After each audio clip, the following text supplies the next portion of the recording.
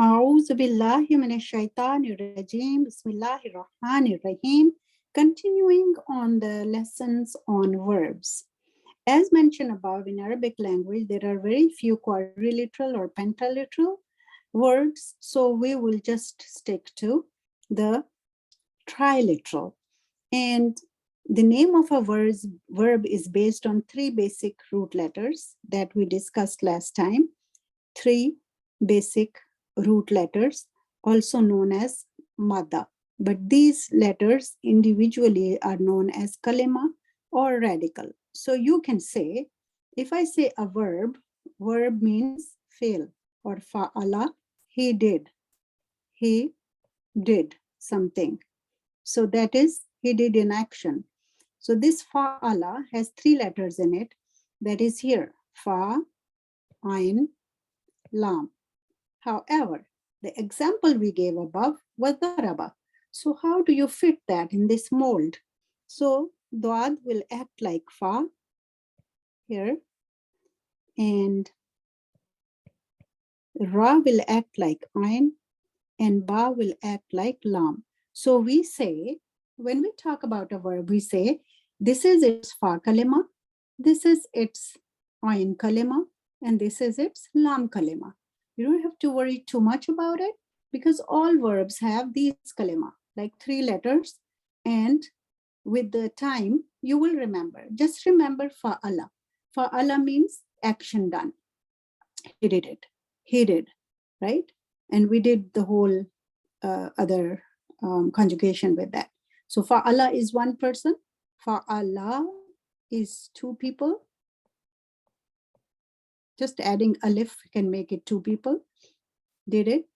And fa'alu, three or more people did it. Right? Whenever you have waw at the end alone, then you have to put alif at the end. Fa'alu is plural for three or more people. So in another verb, hasiba, it's another bab or the pattern or form of the verb. And another one is karoma. So these are, you can see that they have different punctuations on them. Hasiba has a ain kalima with kasra instead of fatha like fa'ala. Hasiba. Then ka ruma. So let me tell you, the past perfect verb is always dependent on fatha at the end. So you will always see everything has a fatha at the end except when it comes to plural. So like I say, fa'ala, daraba, hasiba, karuma, kataba, everything will have a fatha at the end. That is the indication that you can recognize it. If in the Holy Quran you say kataballahu, right?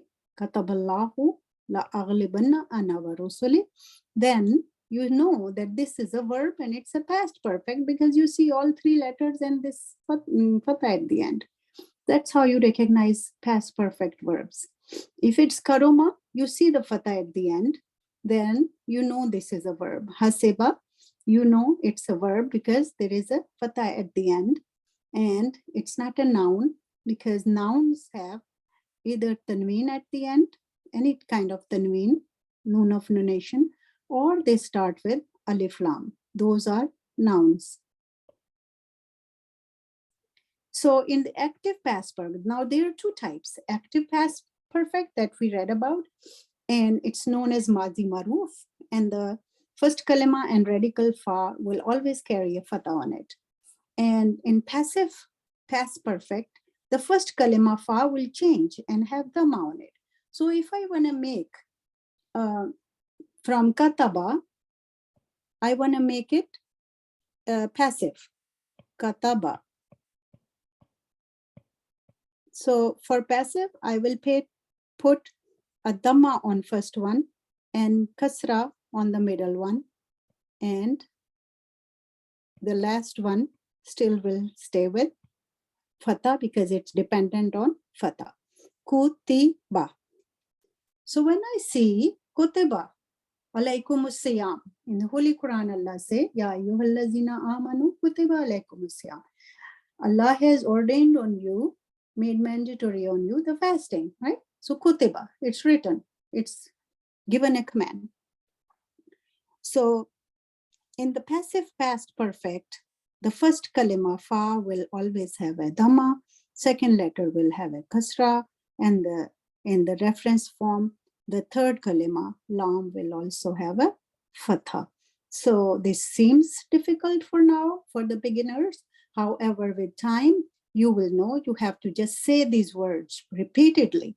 If you say them repeatedly, it will be just a second habit. Kataba, he wrote. Koteba, it was written. There is nobody you know that who did the action. Who wrote it? We don't know. It doesn't say. So it's Koteba, it's written. For Allah, he did it. But for Ella, we don't know who did it. For Ella, it was done. Right? So Kataba, he wrote. Koteba, it was written. Jazakallah. We'll continue next lesson.